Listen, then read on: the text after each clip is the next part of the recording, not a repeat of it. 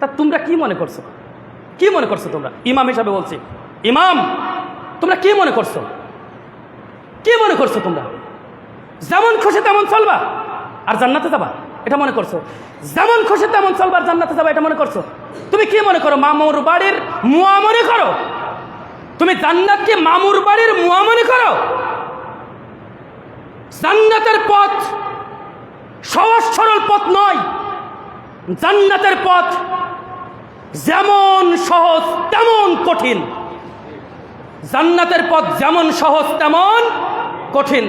ফজরের সালাত এই মসজিদ আবাদ করতে হবে আমাদের। মসজিদ কি করতে হবে? সবাই কথা বলেন। মসজিদ বড় বিল্ডিং করতে হবে। এটা কি আমার দায়িত্ব? এটা কি আমাদের দায়িত্ব? মসজিদ হবে তাল পাতার ছাউনি। কিসের ছাউনি বলেন? মসজিদ কিসের ছাউনি হবে? তাল পাতার ছাউনি হবে মসজিদ। ঘেরাও করা হবে বাঁশের চাটি দিয়ে, চাটি দিয়ে ঘেরাও করা হবে। মসজিদে যখন মানুষ থাকবে, ভর্তি মানুষ, মসজিদ ভর্তি মানুষ, তখন তো তুমি জান্নাতে যেতে পারবে। তুমি নামাজে নাই, তুমি বলবা যে আমার শুধু মসজিদ করতে হবে। তোমাদের কি এখন কি অবস্থা হয়েছে?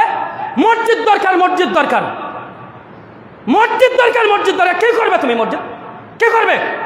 জুম্মার দিন শুধু মসজিদ নাকি বেটা? জুম্মার দিনে শুধু মসজিদ? আর কত তুমি আল্লাহর উপরে তুমি আর কত বাহাদুরি করবা? হ্যাঁ, আল্লাহর উপরে আর কত বাহাদুরি করে তুমি টিকবা এখানে? বুঝছি না তো।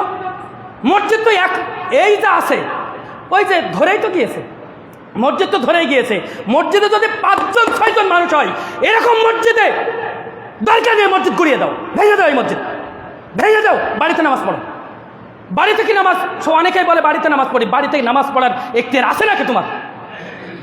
খামোখা বাড়িতে নামাজ পড়ো মানে তুমি এই এখতিয়ার আছে? ফজরের নামাজে মানুষ নেই, ঈশার নামাজে মানুষ নেই, তুমি বড় বড় ফতোয়া ঝাড়বা পেছনে গিয়ে, বড় বড় ফতোয়া মারবে পেছনে গিয়ে। হে মুসলমান, তুমি নামাজ দরকার নেই, তোমার মসজিদ দরকার। আমাদের কি মসজিদ দরকার? এখানে প্রায় মানুষ আছে যারা সবাই বলছে মসজিদ করতে হবে, মসজিদ করতে হবে। আমার সাথে এসে এসে বলছে মসজিদের কথা, মসজিদের কথা। কি করবা? তোমার তো নামাজে পাইনি আমি, তোমার তো নামাজে পাইনি আমি, তুমি মসজিদ কি করবা? তোমার মসজিদ দরকার নেই তো। আগে নামাজে এসো, আগে নামাজে এসো, তারপরে মসজিদ করো। কিয়ামতের আলামত চাকচিক্যময় মসজিদ হবে। শেষ জামানায় চাকচিক্যময় মসজিদ হবে, মুসল্লি থাকবে না। সেটা না, এখন সেটা হচ্ছে না, সেটা হচ্ছে না। এই কিয়ামতের আলামত আমি ইমাম থাকতে হতে দেবো না। আগে মসজিদে আসো, তারপরে মসজিদ করতে হবে। ফাজলামি বাদ দাও, সব ফাজলামি সব বাদ দাও। আগে মসজিদে নামাজ পড়ো, তারপরে মসজিদ করতে আসো। কি হচ্ছে এটা? এটা কি হচ্ছে? 5জন মানুষ নিয়ে নামাজ পড়তে হবে আমার। আমি ইমাম হিসাবে এখানে আসছি, এমনি শুধু নামাজ পড়ালাম আর চলে গেলাম। এইটা যদি আমি করতে থাকি, তাহলে তো আমি তো আল্লাহর কাছে কি জবাব দেবো বলেন তো? কি জবাব দেবো আমি 1 সেকেন্ডের জন্য বলেছি, 1 সেকেন্ডের জন্য ইমামতি করবো, ইমামতির মতো করব।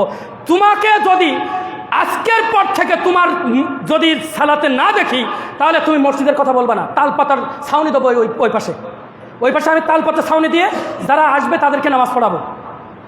বোঝনি? আমার কথা বুঝেছ? আমার কথা স্পষ্ট? এই দেখি দেখি আপনি ইমামের কথা কিরকম মানেন দেখি, বলেন।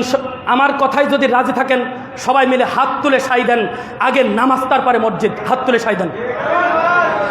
আগে নামাজ, আগে কি? সবাই হাত উঠান যারা যারা এই আমার এই কথার সাথে একমত আছেন। আগে নামাজে আসতে হবে। নামাজে যখন দেখবো যে মসজিদে মানুষেরা নামাজের প্রতি আগ্রহ আছে, তখন আমরা কি করব? মসজিদ তৈরি করবো। এতে রাজি আছি আমরা? শুধু মসজিদ মসজিদ মসজিদ না, এটা চলবে না, এটা বাদ দেন। মসজিদ করবো তো আমরা, মসজিদ করবো না? মসজিদ দরকার যদি হয় তাহলে করবো না আমরা? অবশ্যই করব। আগে কি দরকার, মসজিদ না সালাত? আগে সালাত, সালাতে আসবো আমরা সবাই ইনশাআল্লাহ।